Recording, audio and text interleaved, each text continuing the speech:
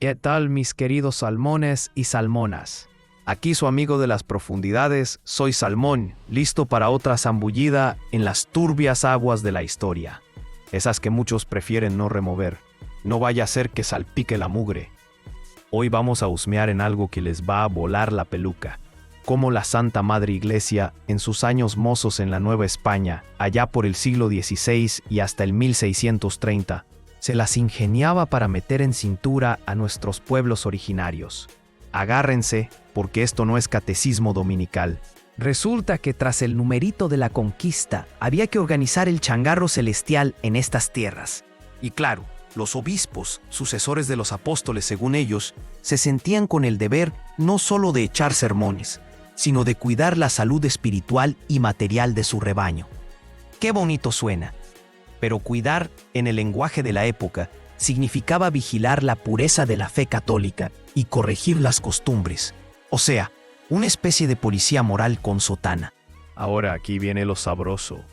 Para los españoles y criollos, si se pasaban de listos con la fe, les caía el santo oficio de la Inquisición a partir de 1571. ¡Ay, nanita! Pero, oh sorpresa, con los indios la cosa era distinta. Los obispos mantuvieron su poder total para juzgar los deslices de fe y costumbres de los naturales. ¿Por qué esta deferencia? Pues porque a los indígenas los veían como cristianos nuevos. Miserables y menores de edad necesitados de protección. Una ternura, ¿no? Pobrecitos, tan tiernos y flacos que había que tratarlos con benignidad, decía el primer concilio provincial mexicano de 1555. Aunque benignidad a veces incluía unos castigos que ya quisieran para sí los marqueses. Así que se montó un circo judicial aparte para ellos. En el arzobispado de México existía la audiencia arzobispal y dentro de ella, con el tiempo, se fue cocinando un juzgado especializado en indios. Al principio, como hasta 1574, había un personaje llamado provisor de indios. Suena importante, ¿verdad? Pues no tanto. Aunque lidiaba con los pecados públicos y escandalosos de los indígenas, como amancebamientos y concubinatos, las sentencias finales muchas veces las dictaba el mero mero, el provisor de españoles o el mismísimo arzobispo.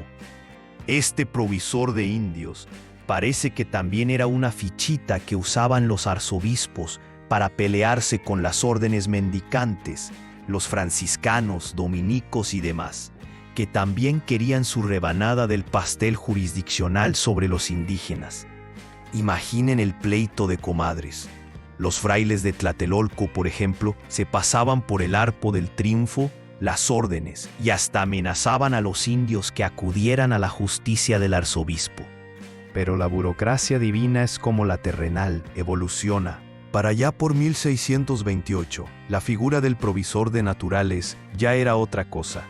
Teníamos a doctores como Andrés Fernández, que no solo era provisor de indios, sino también de testamentos y capellanías, un pluriempleado de lo sagrado. Este señor ya no se andaba con cuentos, investigaba, procesaba y dictaba sentencia en asuntos que involucraban a indígenas. Desde pleitos con sus curas hasta funcionarios corruptos de su propio juzgado. Hasta le suspendía el changarrito a los tranzas. Este juzgado se ocupaba de la moral sexual, la disciplina interna de la iglesia cuando había indios de por medio, la justicia de los clérigos y la defensa de la sacrosanta jurisdicción eclesiástica.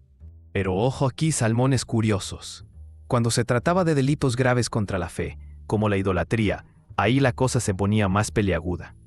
El Tercer Concilio Provincial Mexicano de 1585, aunque hablaba de destruir ídolos y prohibir danzas sospechosas, y hasta de agravar penas a reincidentes porque la sobrada blandura no funcionaba, al final del día, la línea era tratar a los indios como plantas nuevas en la fe. La neta es que los arzobispos se reservaban estos asuntos para ellos mismos, incluso por encima de su propia audiencia.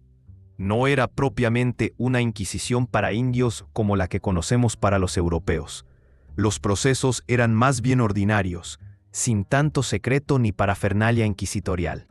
Y luego estaban las famosas campañas de extirpación de idolatrías, como las de Hernando Ruiz de Alarcón, por ahí de 1613 a 1624, bajo el patrocinio del arzobispo Pérez de la Serna. Estas eran más bien redadas especiales, como visitas episcopales con misión específica, fuera del teje y maneje diario del juzgado de indios. Y claro, generaban sus buenos encontronazos con el tribunal de la Inquisición, no tanto por perseguir idólatras, sino porque estos enviados del arzobispo a veces se querían pasar de listos usando el título de inquisidor ordinario. Lo más jugoso es que muchas veces las acusaciones de idolatría contra los indios o de sacrilegio contra los curas eran más bien armas en pleitos bien mundanos.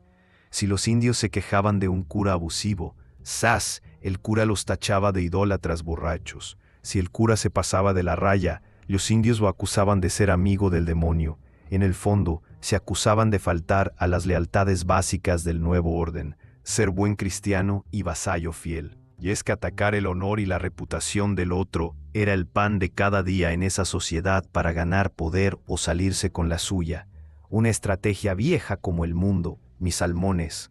Así que la próxima vez que oigan hablar de la evangelización y la justicia en la colonia, recuerden que debajo de la sotana y los crucifijos había un entramado de poder, intereses, luchas y una visión del mundo donde ser miserable y menor de edad te ponía en una categoría muy particular ante la ley divina y humana.